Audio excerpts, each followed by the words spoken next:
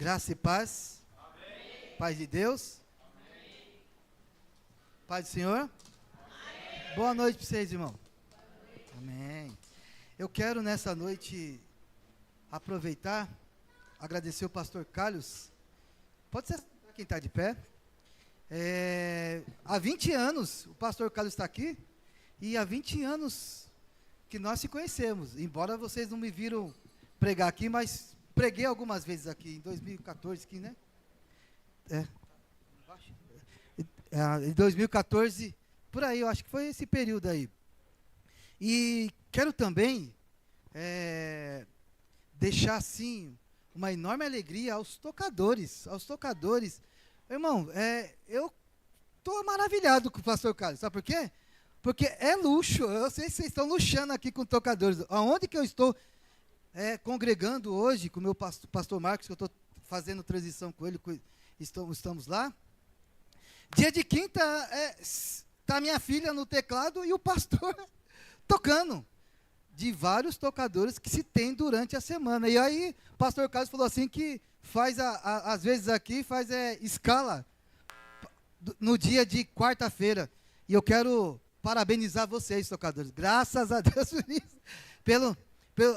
Por esse esforço e por essa dedicação, porque, irmãos, o que nós temos visto hoje é as pessoas deixando realmente o que é importante para ficar muito mais preocupado com o supérfluo, que é muitas das vezes aquilo que nos interessa. Então, quero parabenizar e estou maravilhoso mesmo, porque você imagine, a gente, dia de quinta-feira, praticamente também a gente não encontra, a gente não tem uma igreja mais ou menos desse naipe, com essa quantidade, só para você ver como hoje está difícil. Tem uma igreja de São Caetano, que é uma igreja para 2.000, dia de terça-feira, que é oração, terça-feira, pasme, sabe quantas pessoas estão no culto de oração? São 8, 8 pessoas, na nossa igreja, que tem mais ou menos 180, sabe quantos estão na oração?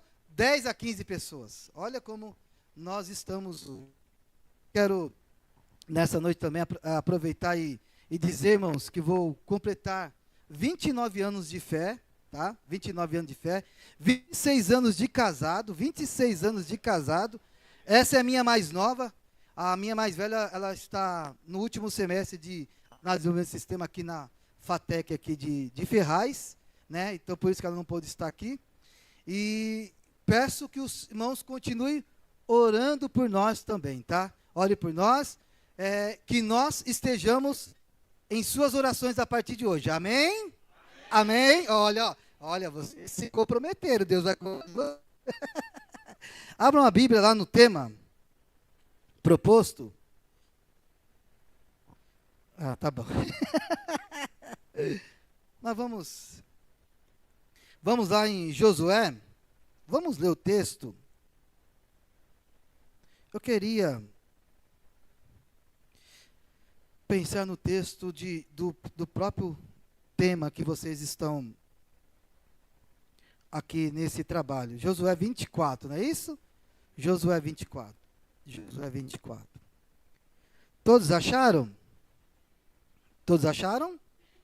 Acompanhe, que nós vamos fazer uma leitura um pouco extensiva, mas isso eu acredito que na leitura da palavra ela já é uma expressão do poder de Deus no coração das pessoas, amém?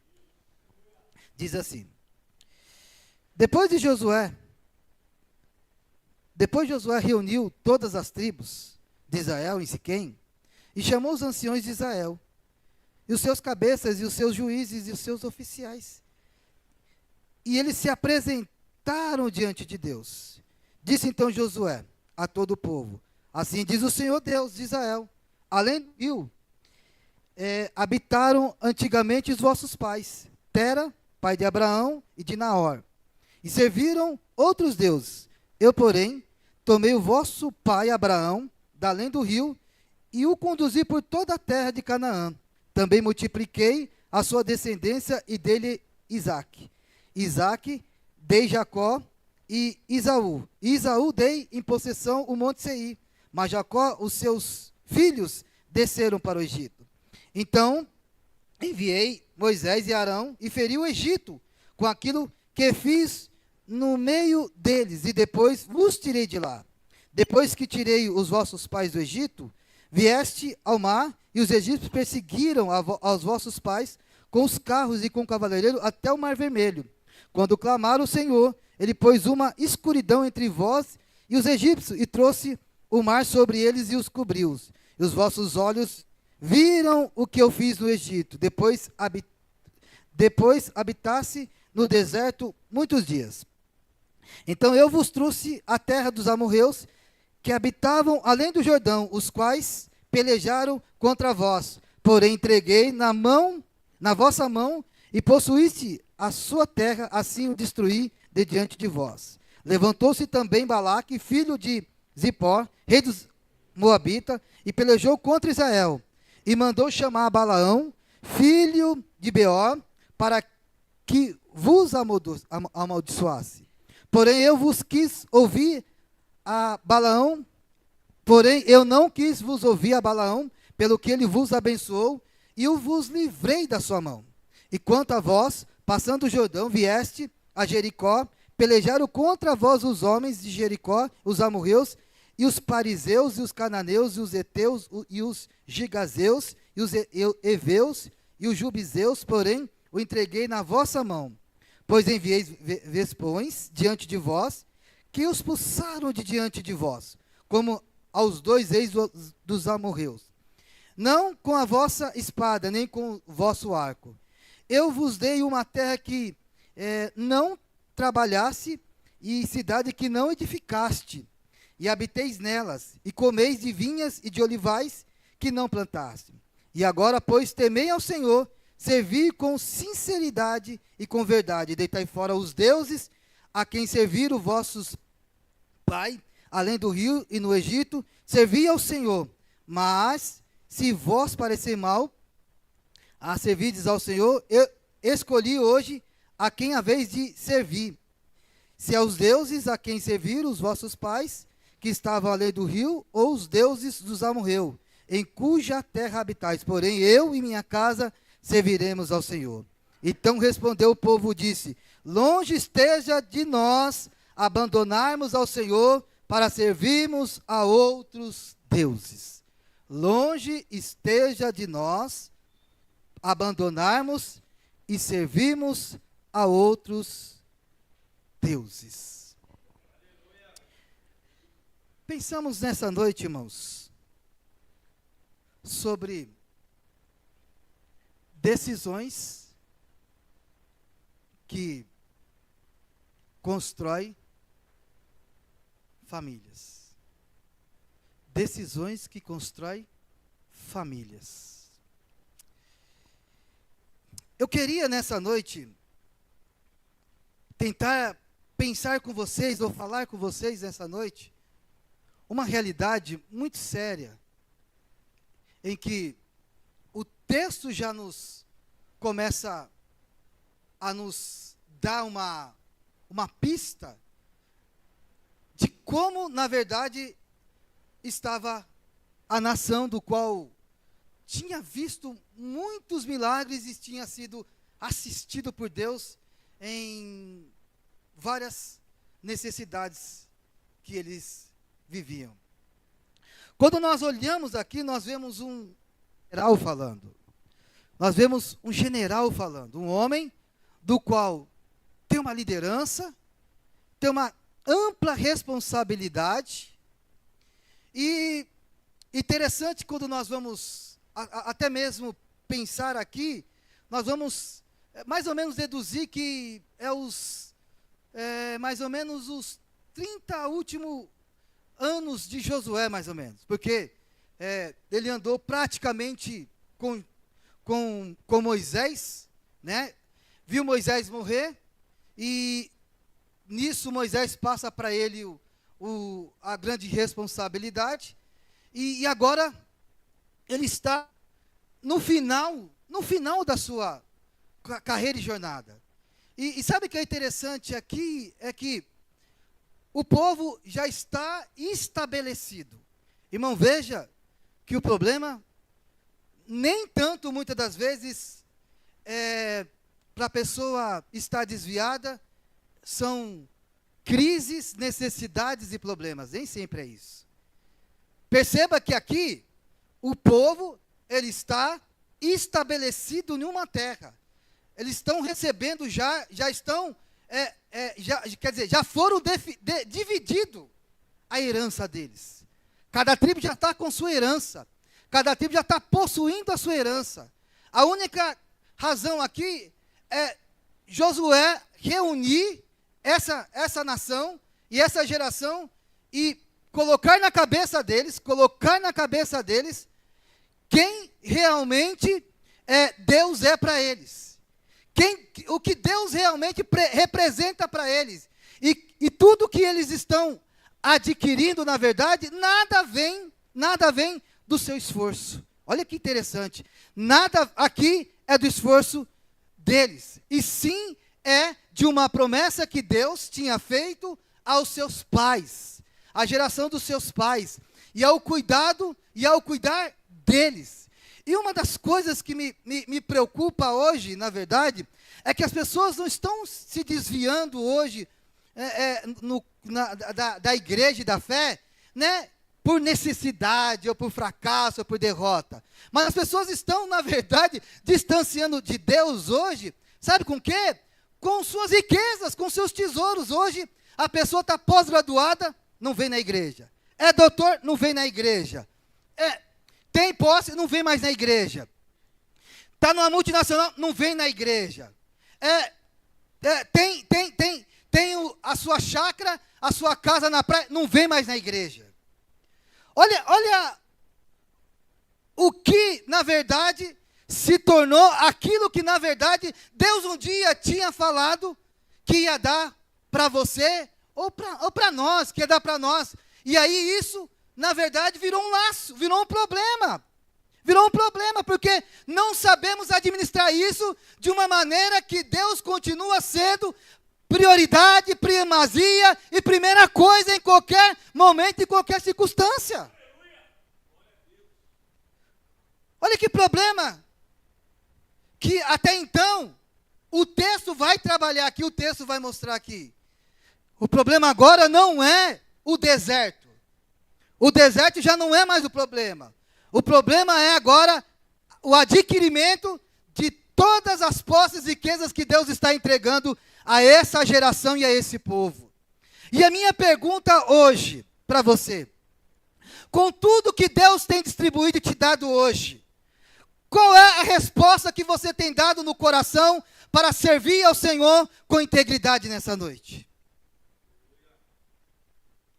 Com tudo que Deus já forrou a tua vida, qual é a resposta que você tem dado ao convite de Deus para você ser sério, para você ser testemunha, para você ser responsável no momento e no dia de hoje? Qual é a sua resposta? Qual é o seu caminho? Sabe, irmão, aqui nós vemos um homem, alguém decidindo o futuro e a realidade da sua geração e da sua família. E o que me atemoriza hoje, por exemplo, onde que eu estou lá, o meu pastor Marcos teve um problema em que evangelizou a família, batizou o marido e o filho, e a irmã e a esposa se envolvia no trabalho, ficou frustrado, aí teve alguns problemas, porque, irmão, deixa eu falar uma coisa para você, igreja dá trabalho, irmão, igreja dá trabalho e tem os seus entraves aí, e tem os seus arranhões, igreja dá trabalho, dá esses problemas, e aí teve esses entraves, e o que aconteceu? Aconteceu que ela chegou, e por ela só, decidiu sair da igreja e ir para o outro lugar, na verdade, sair da denominação que nós estamos, né, do lugar, da denominação local, e foi para um lugar mais longe, que é da mesma denominação, Itaquá. Mas sem fazer custo e pensar de que o marido e o filho ainda era novo convertido. O marido e o filho era novo convertido. Mas o que acontece? A mulher que estava decidindo sobre o futuro da família. Nós estamos vivendo um momento meio preocupante. Por quê? Eu não posso dizer que é ausência masculina até nessa casa, mas é uma precipitação feminina.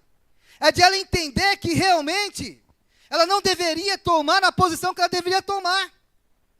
Que ela não deveria assumir um papel que não é dela. E que ela deveria, primeiro, no caso de decisão, conversar com seu marido primeiro. Ainda mais sabendo que ele está sendo formado, ainda mais que ele está sendo estruturado, ainda mais que ele está sendo formado em maturidade. Mas o que a mulher faz? A mulher vai lá e toma a decisão no lugar do homem. E agora, está um impasse. Sabe por quê? Porque o dia de semana, a igreja que ele está da nossa denominação é Itaquá, eles moram do lado da igreja, e às vezes não conseguem vir na igreja, e nem conseguem ir lá. A decisão foi sábia? A decisão foi divina?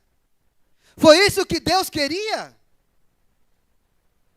Era isso, na verdade, que Deus estava construindo para a família dela? Levando até mesmo uma dificuldade dela estar se reunindo, congregando e cultuando. E quanto de nós, que muitas das vezes, por acharmos que temos direito e somos espirituais, tomar decisões precipitadas. E essas decisões precipitadas, tomamos apenas olhando para o nosso umbigo, para nós mesmos, e não olhamos para o todo. E não olhamos, na verdade, o que pode afligir futuramente.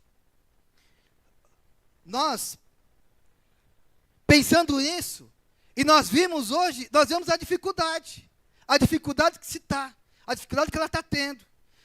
E aí Josué, aqui, não é a mulher que está falando. Eu entendo hoje que nós estamos vivendo um momento até complicado, porque existe crente que diz que a Bíblia é machista. A Bíblia é machista. Então, para algumas mulheres e para alguns, até para ouvir, muitas das vezes, uma mensagem como essa se torna difícil. Porque a lupa que ela usa é ideológica. E não é cristã. É uma lupa que muitas das vezes deturpa muitas das vezes a verdade que Deus quer construir sobre o lar, sobre a família e sobre a comunhão de muitas das vezes de deixar firme o seu lar. E aí como a pessoa pode compreender isso? Como compreender isso? Como entender isso? Quando Josué, ele assume o papel como o homem, a liderança e dá a diretriz para a sua família. Aliás, eu pergunto para você, homens, como está a liderança na sua casa? Como está o seu papel de homem na sua casa? Como está a responsabilidade de ser aquele que responde, aquele que muitas das vezes lidera, aquele que muitas das vezes está à frente? Como está o seu papel? Eu quero dizer para você que estivemos em 2018 para 2019, sendo convidado pelo apóstolo Davi, na Betel, para ir para Vila Bela da Santíssima Trindade, que era divisa de Mato Grosso com Bolívia, fazendo praticamente missões lá. e ficamos mais ou menos quase um ano, e aí retornamos. E nessa retorno teve a pandemia, tudo isso, daquilo. E o que aconteceu? Aí, eu estava indo para a Batista e a minha esposa estava indo para a Assembleia de Deus. E aí, foi um prato cheio para minha filha Thaís e Thalita estacionarem. Porque dizia, o papai está fazendo transição na Batista, e a mamãe está indo na Assembleia de Deus, então, vamos cultuar? Ah, hoje não. Vamos cultuar? Ah, hoje não. Às vezes a minha esposa convidava para ir, que a igreja é perto, hoje não.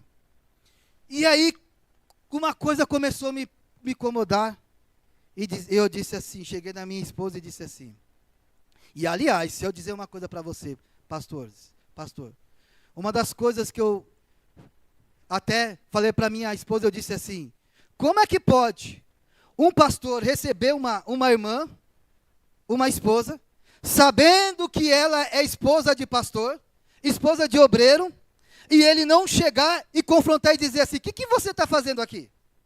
Por que o seu marido não está aqui com você? Por que os seus filhos não estão aqui com você? O que você está fazendo aqui, minha irmã? Foi Deus realmente que te colocou aqui? Mas como Deus te colocou aqui, se o seu esposo está em outro lugar e seus filhos estão parados?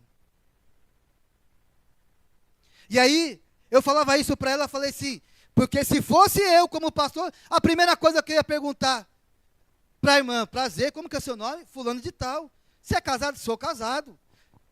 Seu marido é obreiro. O que você está fazendo aqui? Seu marido vai vir congregar aqui? Os seus filhos vão estar aqui com você também? Então, irmão, se não vai vir, minha irmã, se toca.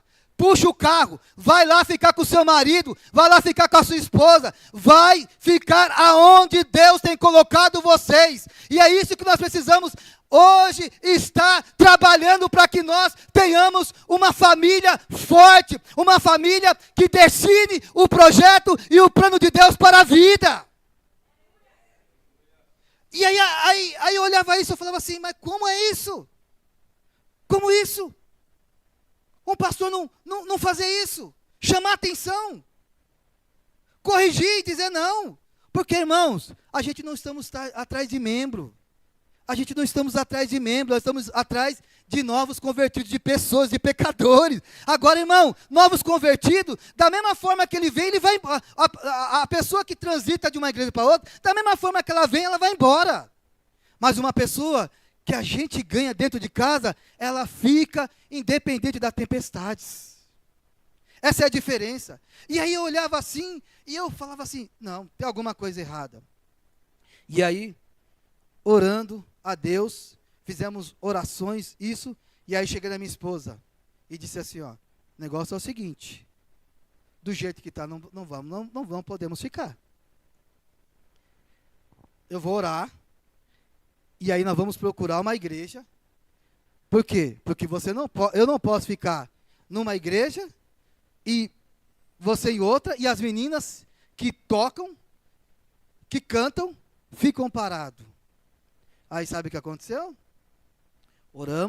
Orei, tudo, e Deus nos deu o avivamento bíblico, mostrou o avivamento bíblico, e ali eu falei assim, vamos lá conhecer o avivamento bíblico. E quando conhecemos o avivamento bíblico, sabe o que aconteceu? Minhas filhas se apaixonaram pela igreja. Minhas filhas estão lá. Irmão, então, a minha preocupação já não era mais comigo. Porque, irmão, daqui, agora em diante, é o túmulo, é morrer com Cristo. A minha preocupação não é mais comigo. A minha preocupação é com os meus filhos. É quando eu partir, é quando eu ir embora. E era isso que Josué até então estava preocupado. A preocupação de Josué não era mais com ele. Porque ele sabia o que ele tinha vivido com Deus. Ele sabia das experiências que ele tinha com Deus. E aí, é uma coisa que nós precisamos entender, você, minha irmã e meu irmão. A sua preocupação não deve ser com você, deve ser com sua criança, com seu adolescente, com seu jovem, com seu filho. É com eles que você deve se preocupar, para que Deus se revele a eles, para que eles fiquem firmes na fé, para que quando você estiver no leito de morte, você pode dizer, Me leva em paz, ó Deus, porque a minha casa está debaixo da tua graça e da tua presença. Isso é mais importante. Isso é o mais interessante, irmão. Mas agora, nós temos visto hoje as pessoas não tomando essa precaução. E eu queria trazer um ponto aqui sobre a fé não pode ser apenas tradição transmitida. Eu queria trabalhar como primeiro ponto, a fé não pode ser apenas uma tradição transmitida.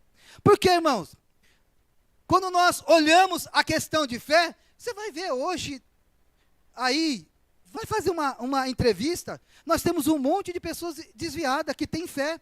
Inclusive, se eu dizer uma coisa para você, 2 domingos atrás, estive eu junto com meu irmão, fazendo uma visita ali em Calmon Viana, e pasme, ô irmão, a mulher que recebeu, se você fosse ver, parecia que ela já era crente, parecia que ela estava firme na igreja, parecia que ela estava, como chama, fervorosa na igreja, e no entanto, a primeira coisa que ela disse assim, não, eu não estou indo na igreja, não vou na igreja nem nada, mas eu faço as minhas orações, mas eu faço, sabe, as minhas súplicas aqui, eu ouço alguns cultos, sabe, eu ouço alguns louvor, e aí, meu irmão falando, e eu disse assim, mas peraí,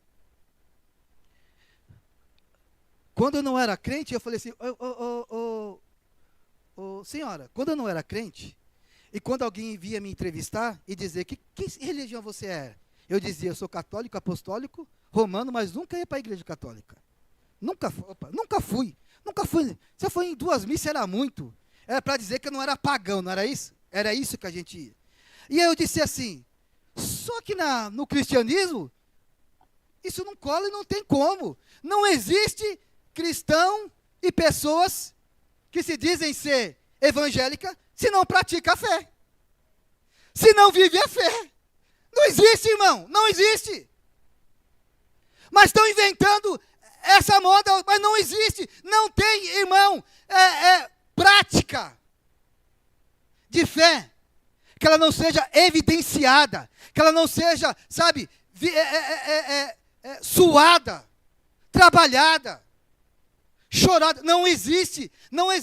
Mas alguns insistem em dizer que hoje são evangélicos e crentes, mas não frequenta nenhuma reunião, nenhuma igreja e nenhuma denominação. Isso é impossível, irmão. Isso é impossível. Primeiro, que quando nós estamos falando de igreja, nós não estamos falando apenas de um órgão e de organismo. Nós estamos falando da noiva de Jesus. Da noiva de Jesus. Irmão, e se tem uma coisa que Jesus tem, é ciúmes dele. Tem muita gente batendo na noiva e fora dela. Tem muita gente judiando da noiva de Jesus e nem tem intimidade com a noiva. E aí quando nós olhamos e vemos isso, eu disse assim, não, Senhora, não tem como você dizer que você é crente, é evangélica, é cristã, e você não pratica, e você não está no culto, e você não comunga, e você não ceia, e você não adora, e você não está presente. Não tem como, minha irmã, não tem como. E era isso que Josué queria mostrar para essa geração. Não tem como vocês dizer que são meus e viver distanciado de mim. Não tem como. Viu, Israel? Geração que está na posse, geração que está conquistando, geração que tem tudo aí. Não tem como vocês dizer que é de Deus, mas vocês não têm nenhuma intimidade, estão distantes, estão longe, e muitas vezes Deus não está próximo de vocês, não tem como. Não tem como, irmão.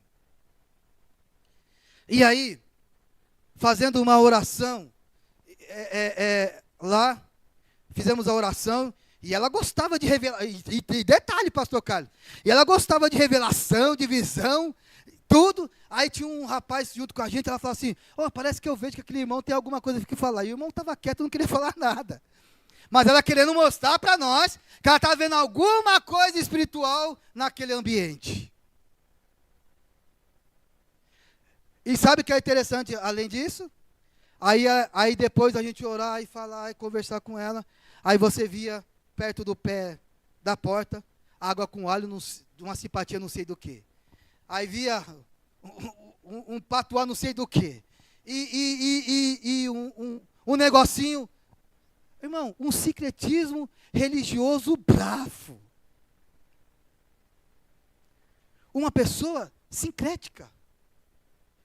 Que na verdade são aquelas que querem, assim mais ou menos, agarrar em tudo. Se isso me dá vantagem, eu quero. Se isso me servir, também eu quero. Com Deus não é assim, irmão. Com Deus não é assim, com Jesus não é assim. Com Jesus não é desse jeito.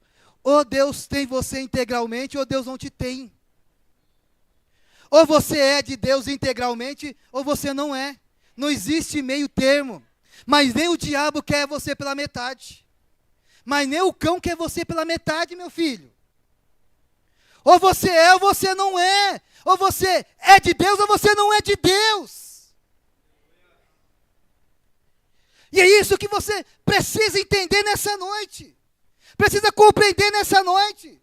Para se construir uma família, nós precisamos realmente ser quem nós somos, muitas das vezes, ainda mais perante a casa, perante a mulher e perante, irmão, perante o esposo.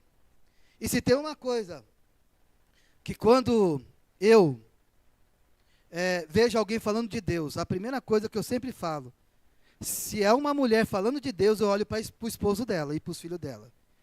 Como os filhos e a esposa captam e recebem a mensagem.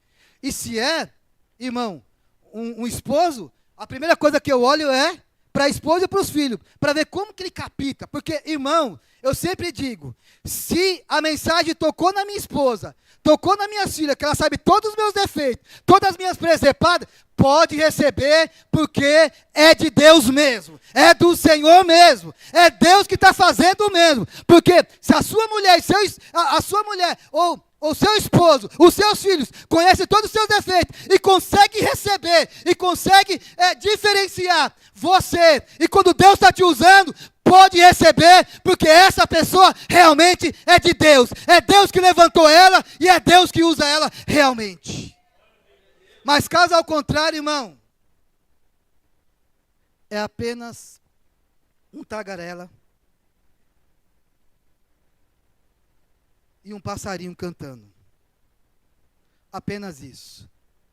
Então a primeira coisa, quando Josué fala aqui, a esposa e os filhos. Opa, quem está falando é Josué. É o pai, é meu marido. É aquele que tem postura. Aquele homem que tem postura, aquele homem que é realmente, e que nos apresenta a Deus mesmo. Independente das falhas que ele tem, mas a gente vê Deus nele mesmo. Então vamos obedecer o que o pai, o que o marido está falando. Assim podemos conjecturar aqui sobre a sua família. Agora, irmão, se eu dizer uma coisa para você. A voz de liderança sobre as suas decisões, ela tem respaldo do ambiente que você está? Ela tem respaldo? As pessoas, vamos calar, vamos ficar quietinho? Realmente, foi Deus que deu as diretrizes para ele. Então vamos obedecer. Quando eu disse para minha esposa, sabe o que ela fez? Calou-se, ficou quieto. Talvez até meio desconfiado, vamos ver para onde esse homem vai me levar. Mas irmãos, se eu falar uma coisa para você, quem anda com Deus não se engana. Quem anda com Deus não se engana, meu irmão. Quem anda com Deus e quem entende a voz de Deus, irmãos, ele não fica muitas das vezes envergonhado. Não fique envergonhado. Deus nos dá a direção, Deus dá a bússola certa. E eu quero dizer para você nesta noite, se você está confuso nesta noite, em algumas decisões da sua vida a tomar, eu quero dizer para você que a voz de Deus dará o comando para você tomar a decisão certa, entrar no caminho certo e estar tomando o posicionamento certo. E esse posicionamento certo irá, sabe o que? Elevar o grau de espiritualidade do teu lar, da tua família, do teu esposo, da tua esposa, do teu filho. Deus irá trazer, sabe, o ambiente do teu lar, uma graça infinita do amor de Deus, te dando a direção que você precisa. Mas é Deus que vai dar para você, minha irmã. É Deus que vai dar para você, meu irmão.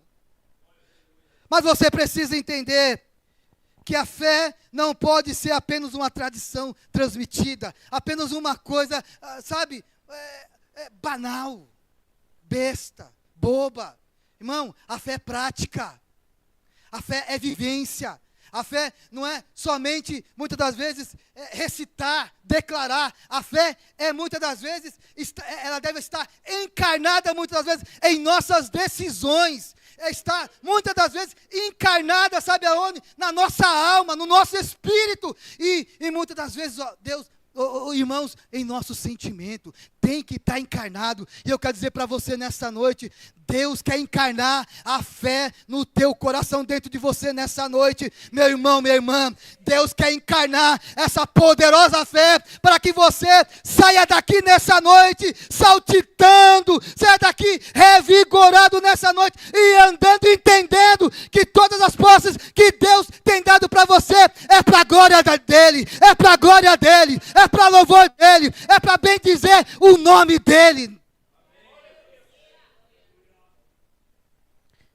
A fé não pode ser apenas uma tradição transmitida. Josué quer falar isso. Os seus pais falaram sobre o Deus Todo-Poderoso, vocês viram, mas e agora?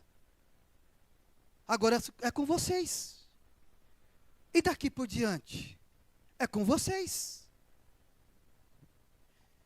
E aí eu quero também dizer, olha um momento que nós estamos também vivendo.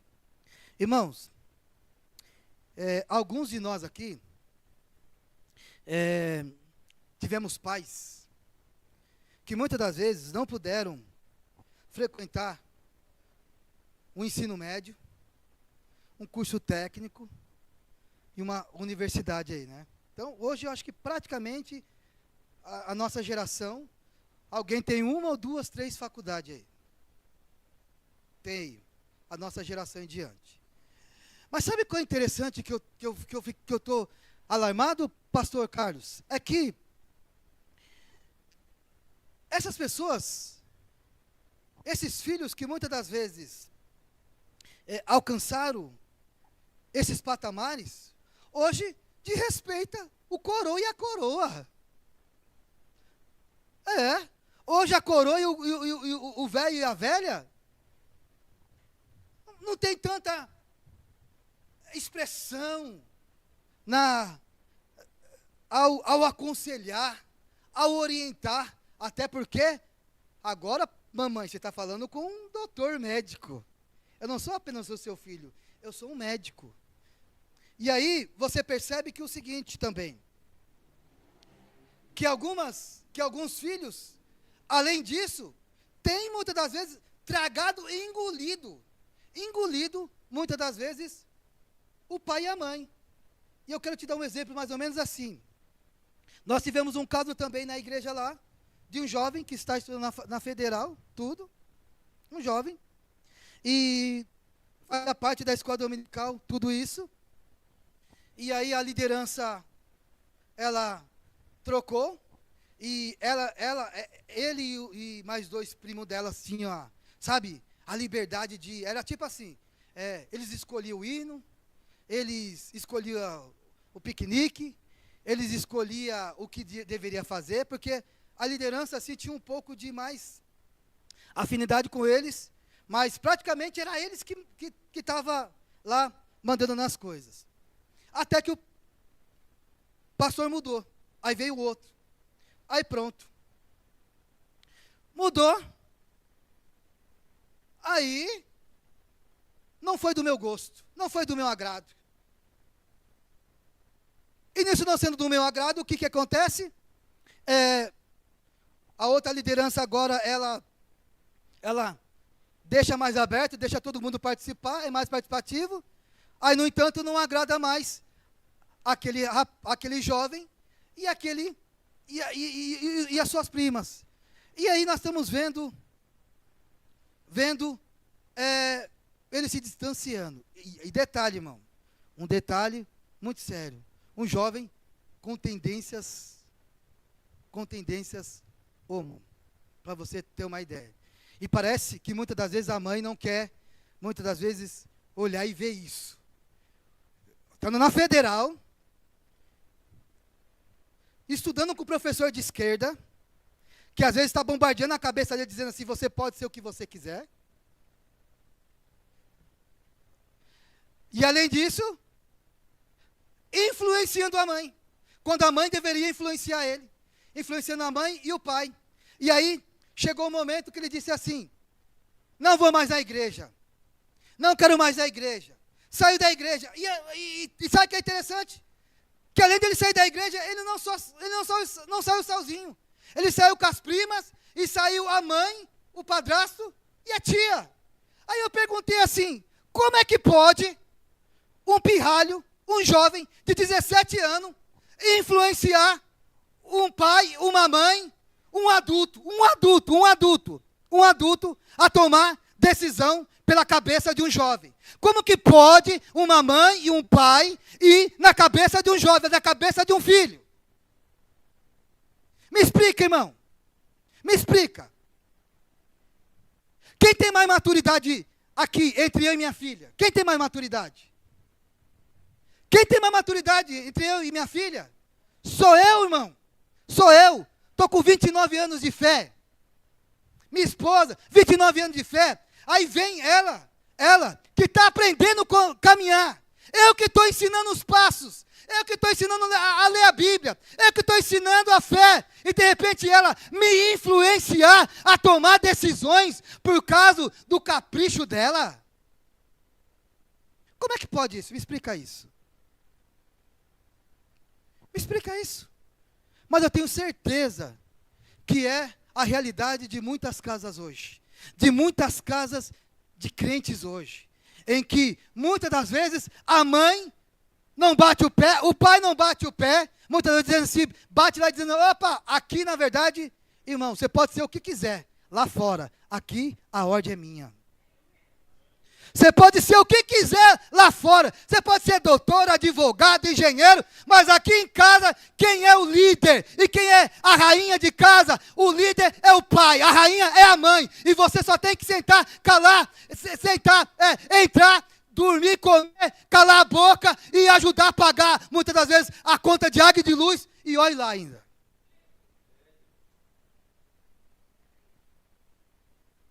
Eu falo isso porque minha filha faz isso, tá, irmão? Essa jovem, quando estava trabalhando, ela fazia todo esse trâmite aí. Então, o que eu estou falando não é nada fora da minha realidade, não é fictício. Mas agora eu fico pensando o seguinte, é a realidade de muitos aí. E é interessante que aí, esse garoto, aí ele vem com um monte de dúvida, incerteza, porque os universitários lá, da galerinha do amor, vai lá e embute um monte de coisa na cabeça dele. E aí a mãe, o pai, muitas das vezes, não tem a capacidade de confrontar o filho. E se você não tem a capacidade de confrontar o seu filho, sabe que eu tenho uma triste notícia para te dizer. Você está perdendo o seu filho e não sabe. O seu filho está saindo da fé e você não sabe. O seu filho está escorregando do projeto da eternidade e você não sabe. E você não está levando a sério. E eu vou dizer isso com conhecimento de causa. Essa jovem aqui que está aqui, aos 14, 15 anos, eu comecei a perceber, porque, irmãos, eu olhava o caderno delas, da outra da mais velha e dela. E eu comecei a perceber essa aqui, enveredando para o feminismo. Indo lá, tomando caminho. E eu falei, opa, tem alguma coisa de estranho. Aí eu chegava, confrontava ela direto. Eu falei, e aí, esse negócio de feminismo aí? Essa balela sua. Aí uma vez eu disse assim para ela assim, tá, você está nesse negócio de ideologia? Então vamos fazer o seguinte assim, me dá uma explicação. O seu pai é preto. Falei, seu pai é preto, olha aqui. Seu pai é preto. Sua mãe é branca. A sua mãe é opressora minha, de preto. Porém, eu sou homem e sou opressor da sua mãe.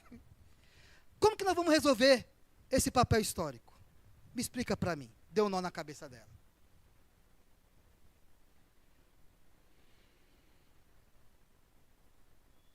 Como que nós vamos resolver? Eu sou preto. Minha esposa é branca. A minha esposa é opressora minha, porque ela é branca. Por outro lado, eu sou homem e sou machista e sou opressor dela. E agora? Como resolve esses problemas? Eu disse assim, filha, larga essa balela, minha filha. Jesus tem coisa maravilhosa ao seu coração. E hoje ela está aqui, meu irmão. E eu quero dizer para você nessa noite, Deus quer te dar autoridade. Deus quer te dar autoridade na tua casa, minha irmã e meu irmão. Deus quer te dar autoridade. Deus quer que você também enxerga o que é necessário enxergar. Comece a enxergar os passos dos seus filhos. Comece a enxergar como ele caminha. Comece a conversar com o seu filho, para que você não perca ele, para que ele não se envolva em outras coisas, e de repente, quando você for ver, já é tarde demais. Então, por favor, irmão, a fé não responde apenas por uma tradição transmitida, ela precisa ser vivenciada em casa.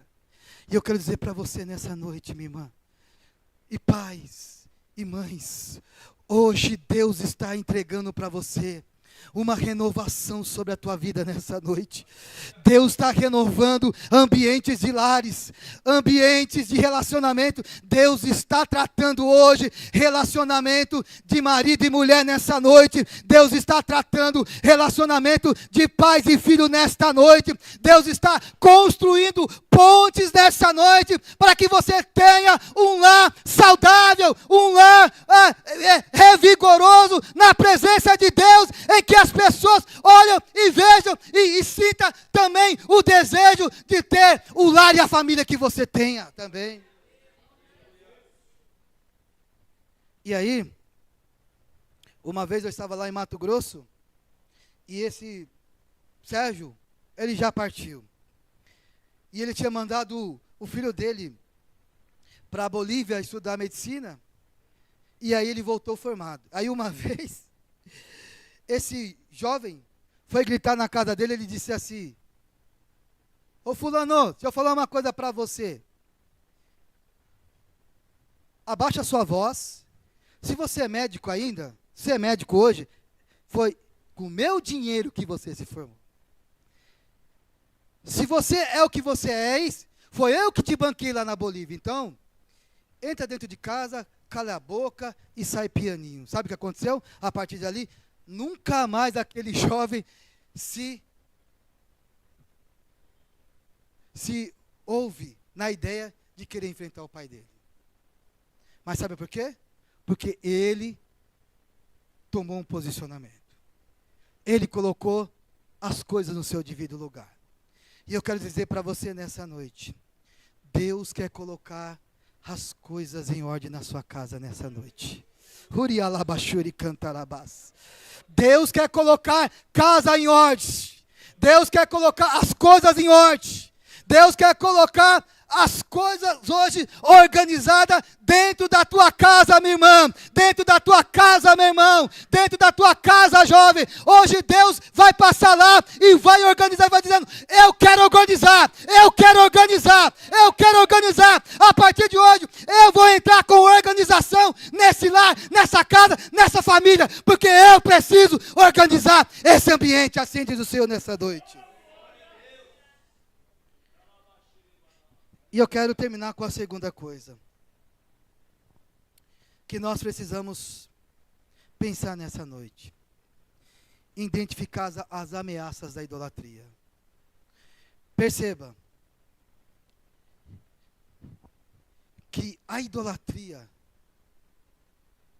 era uma ameaça à frente daquele povo.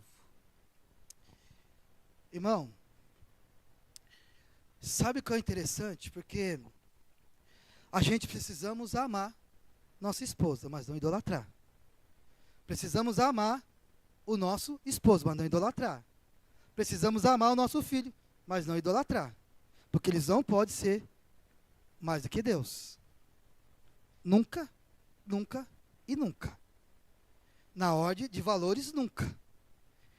E uma interessante é, que a minha esposa até conhece, ele já partiu também, nós tivemos um presbítero chamado Vadinho, que Deus tirou, tomou a esposa dele, porque muitas das vezes, irmão, ele não deixava a esposa dele cultuar, fazer o que Deus precisava, porque tinha ciúmes, e precisava, sabe, precisava estar perto, até que Deus o tomou, a mulher.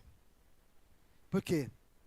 Porque a mulher era tudo para ele, e não Deus. E nós precisamos tomar cuidado, irmão. Porque, muitas das vezes, a mulher pode ser um sinônimo de idolatria. O seu marido pode ser um sinônimo de idolatria. O seu filho pode ser um sinônimo de idolatria. Porque, muitas das vezes, eles são mais importantes do que o chamado de Deus em nosso coração. Eles são mais importantes do que a gente responder à graça que Deus muitas das vezes nos chama. E nós precisamos hoje prestar bastante atenção nisso. Porque, irmãos, quando eu estava na Batista, ali no centro de Poá, ali, com o pastor Daniel, lá, e nós domingo, uma das coisas que hoje eu fico, quando eu penso, eu falo: Deus, como ela conseguiu? Como ela conseguiu, pastor Carlos? Minha esposa estava com, e a minha filha também se lembra. Nós tivemos uma irmã que é lá músico, canta ainda no louvor. E um desses momentos da vida, estava o marido e a filha viajando, eu esqueci até o lugar onde estava viajando. E de repente, notícia para ela, que o marido e a filha sofreram um acidente e morreram.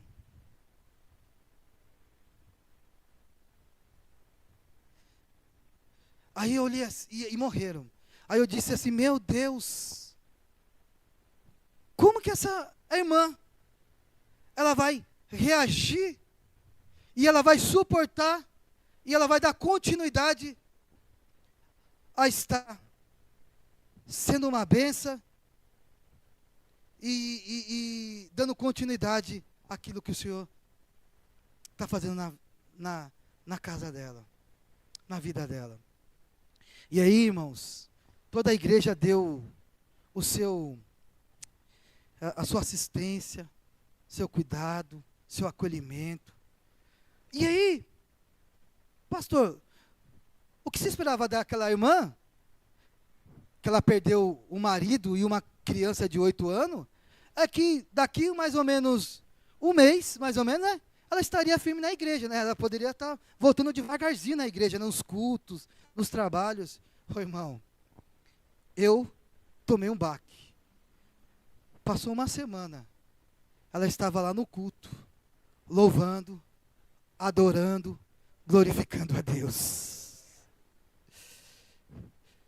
Será que ela teria motivo para adorar e glorificar a Deus?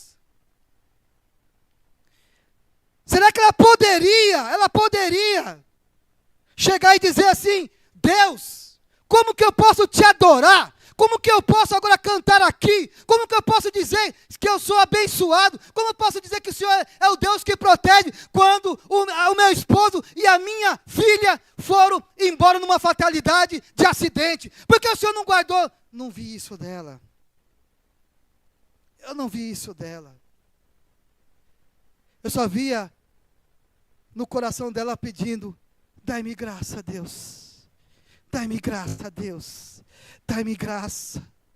E eu quero dizer para você nessa noite, minha irmã e meu jovem, aquilo ali parece que foi uma mensagem dizendo assim, ó, e muitas das vezes o filhinho tirou do sério, o marido tirou do sério: eu não vou na igreja hoje. Teve um problema lá no trabalho, eu não vou na igreja hoje. Eu não fui bem na faculdade, eu não vou na igreja hoje.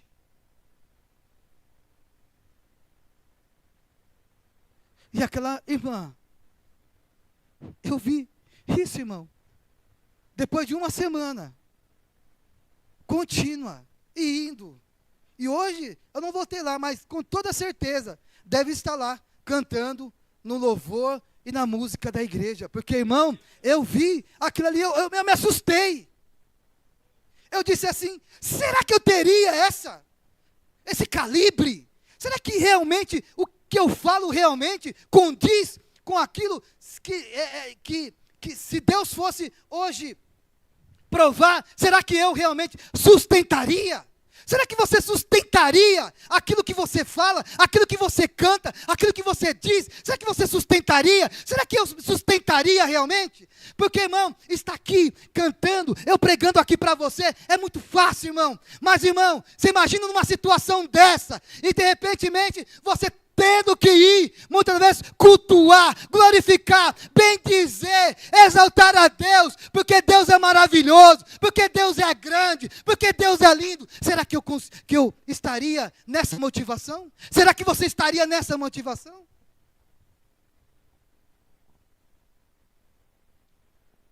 Eu e minha casa não é apenas uma declaração, irmão.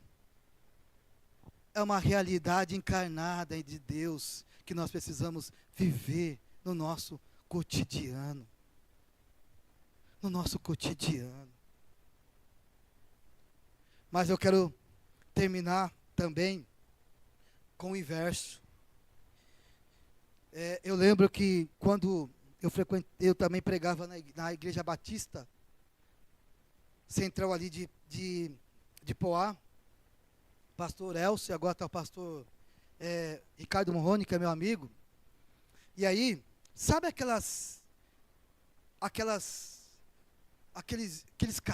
casal que tem condições, pastor? Tem condições de domingo a domingo, de final de semana tá em resort, tá em sítio, tá em praia, nada contra isso, irmão, nada contra isso. Não, tá em sítio, tá isso e aquilo, tá em todo lugar. Mas menos no culto e na igreja, né? E aí, o que aconteceu? E se eu não me engano, tinha um trabalho na igreja, era um feriado. E, como feriado, né, como todo mundo que trabalha quer, né? Quer viajar, quer isso, não tem nenhum problema em relação a isso.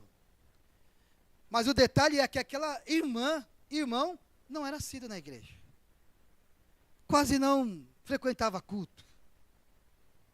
E quando você via ele no culto é porque tinha algum problema. E eu vou dizer uma coisa para você, irmão. Deixa eu falar uma coisa para você. Não fica muito longe da igreja não, sabe por quê? Porque quando você começar a vir, as pessoas vão falar assim: ele está com problema.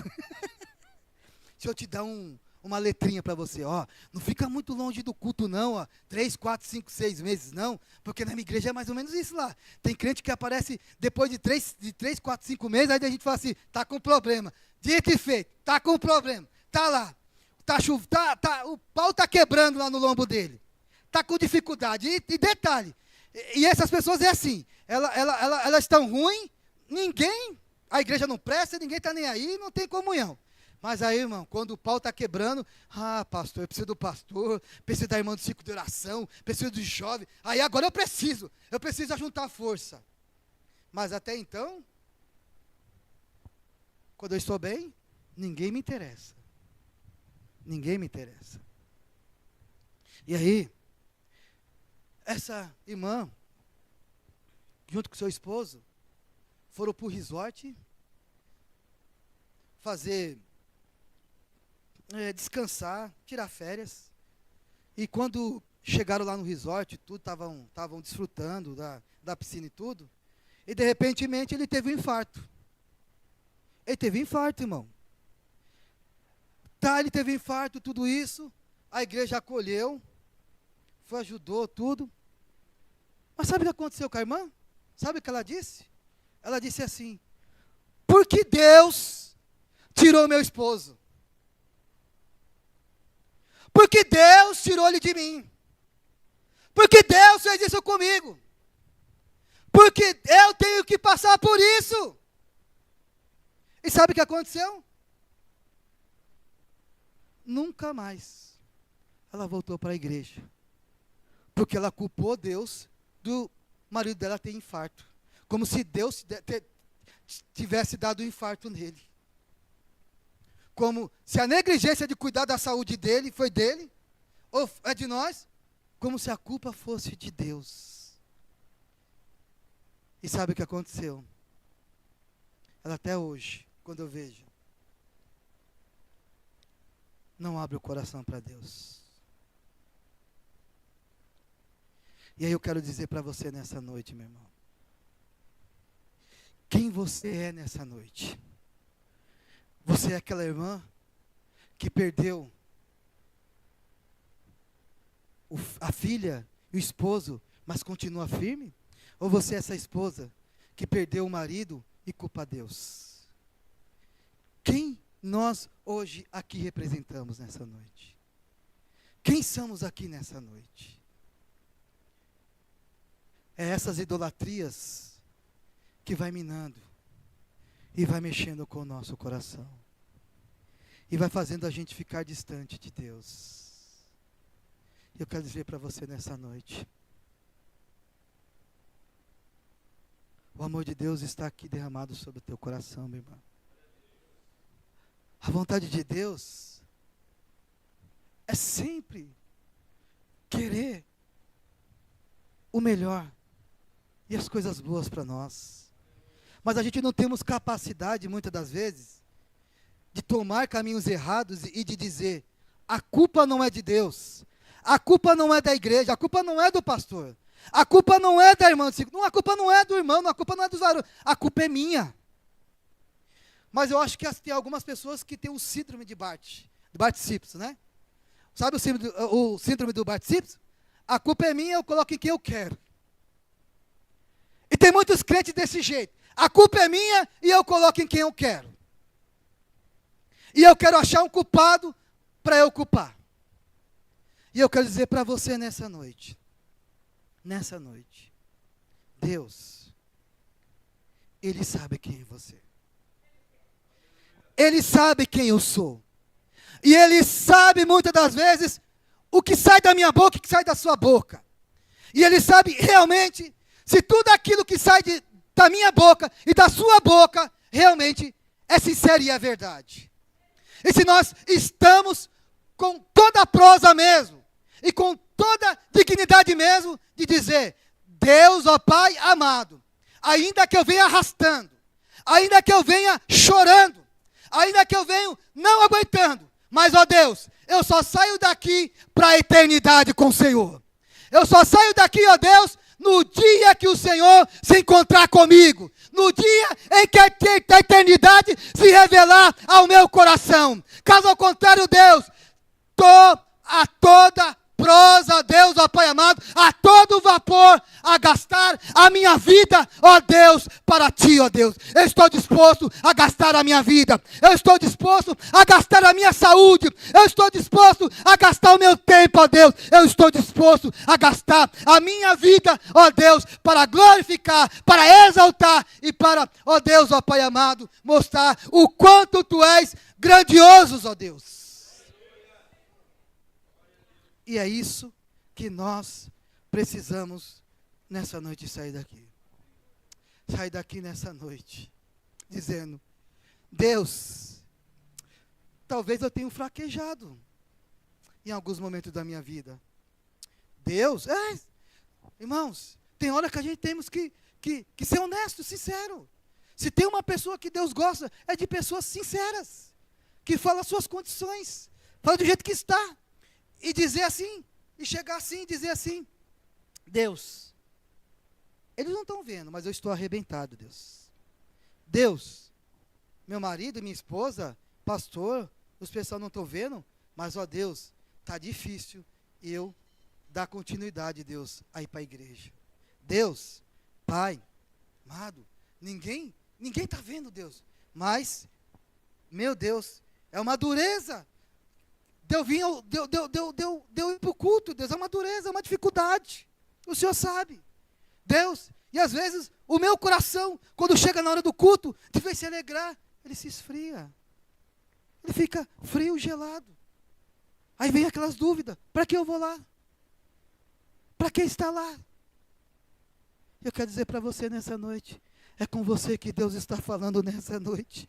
É com você que Deus está dizendo, eu vim aqui nessa noite dizendo nessa noite, sabe essa fraqueza, sabe essas dúvidas, sabe essas incertezas, ela não vai te matar, minha irmã, ela não vai te matar, meu irmão, ela não vai te destruir, meu irmão, eu vou restaurar nessa noite o teu interior, eu vou te restaurar por dentro nesta noite, a partir de hoje, você vai sentir uma alegria infindável, uma alegria que você não sentia a partir de hoje, pela palavra de Deus. Receba a alegria de Deus, receba a alegria de Deus, receba a alegria de Deus. Deus está tocando em teu interior, na tua alma e dando alegria nessa noite, para que você, quando sair da tua casa, sair alegre, saltitando, dizendo, eu vou à casa do Senhor, eu vou à casa do Senhor, eu vou adorar o Senhor, eu vou louvar o Senhor, eu vou estar lá com os irmãos e com as irmãs.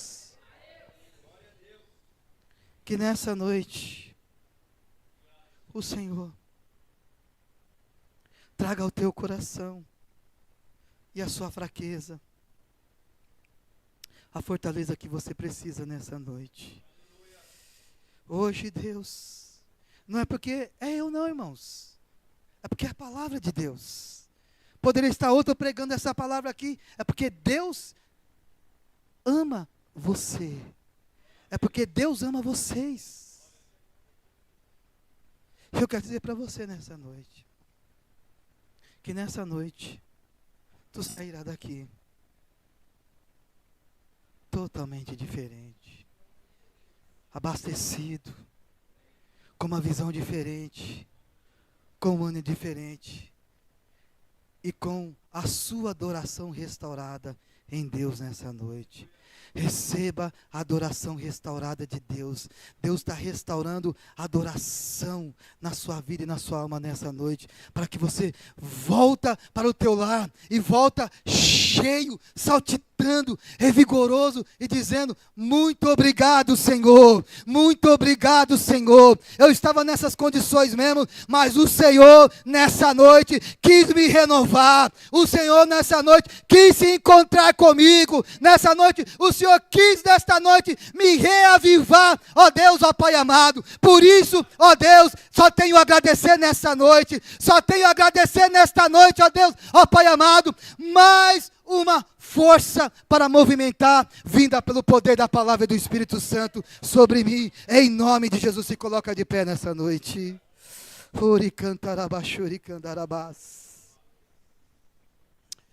Que nessa noite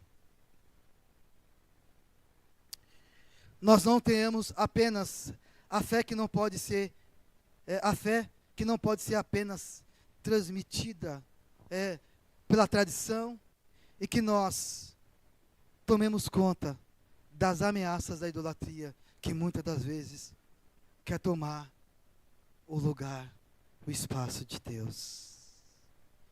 Eu quero dizer para você nessa noite, noite de Deus, restaurar a sua casa, restaurar a sua família e restaurar o seu lar. Eu quero glorificar, eu quero também parabenizar e dizer: vocês são fortes, porque vocês venceram o desânimo nessa noite. Vocês teriam outra coisa a fazer, tenho certeza, mas vocês escolheram estar aqui nessa noite.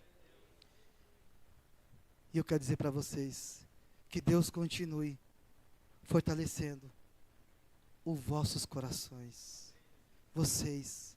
Que vocês saiam nessa noite orientados, firmes, no nome de Jesus. E eu quero também terminar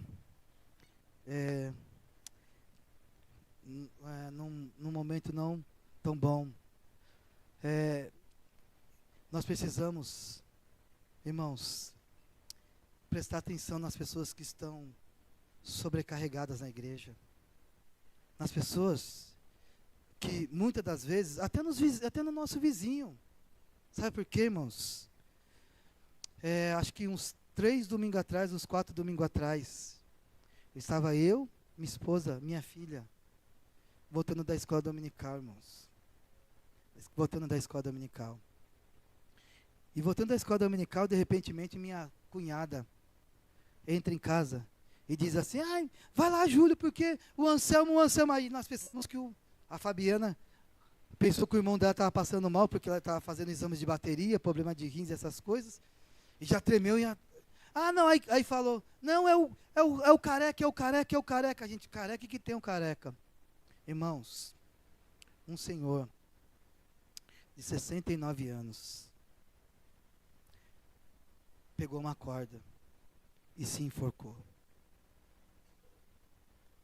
Você imagina o baque que eu tive. Sabe por que eu tive um baque? Porque eu disse assim para Deus, falei: Deus, quantos crentes tem aqui nessa rua aqui, além de mim, Deus? Quantos crentes tem? Eu falei isso para minha filha: quantos crentes tem nessa rua? Como que a gente não conseguimos olhar e discernir e ver a situação do nosso vizinho? Aí você pega alguns crentes e diz: ele morreu porque ele não gosta, ele era ateu. Ele não gosta porque ele já fez muito apelo, entendeu? Como se fosse uma coisa simples. Para você é simples, porque não é seu pai. Não é seu parente. E aí eu olhei assim, eu fiquei olhando assim, aí eu fui lá, irmãos. Eu vi ele pendurado na corda, uma corda novinhas. E parece que no período que eu cheguei, fazia 4 horas que ele já estava pendurado naquela corda. E sabe o que levou ele a fazer isso? Um homem que tinha uma esposa ausente, aí um filho que estava com problemas psíquicos também, uma filha que praticamente não dá muita assistência, ele tinha que cuidar do neto.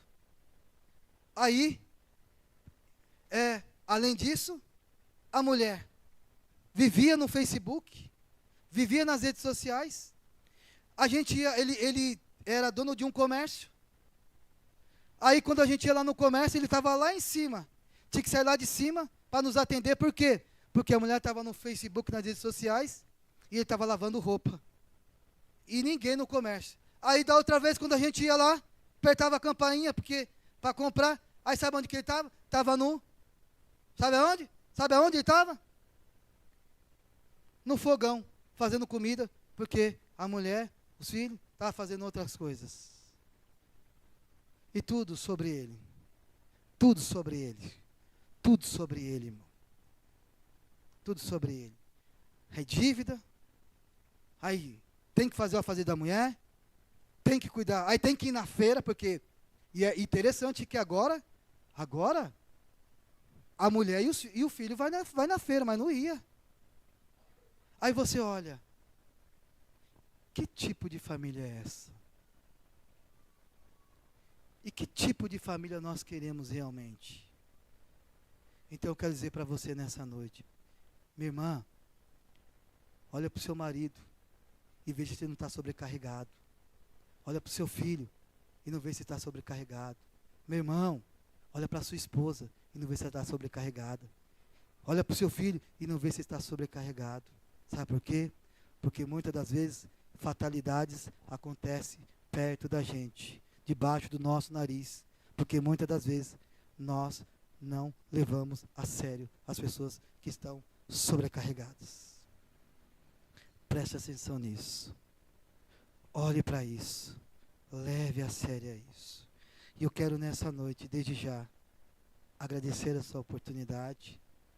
Pedir que os irmãos continuem orando por mim, pela Fabiana, pela Thaís e pela Thalita, para que Deus continue nos abençoando. E muito obrigado, pastor Carlos, por emprestar o seu púlpito para a gente estar pregando para a igreja que você está pastoreando, aos irmãos. E eu digo, irmãos, nós temos uma árdua tarefa. E aquele dia que aconteceu isso, chocou meu coração, porque eu disse, Deus, aonde nós estávamos, que aconteceu em nossa rua, e numa rua que não tem só um crente, ou uma família de crente, tem vários crentes. Eu acho que quando isso acontece, no meio da gente, parece que é Satanás que nos envergonha dizendo, vocês dizem que amam vida, cuida de vida, e eu traguei uma pessoa no meio de vocês.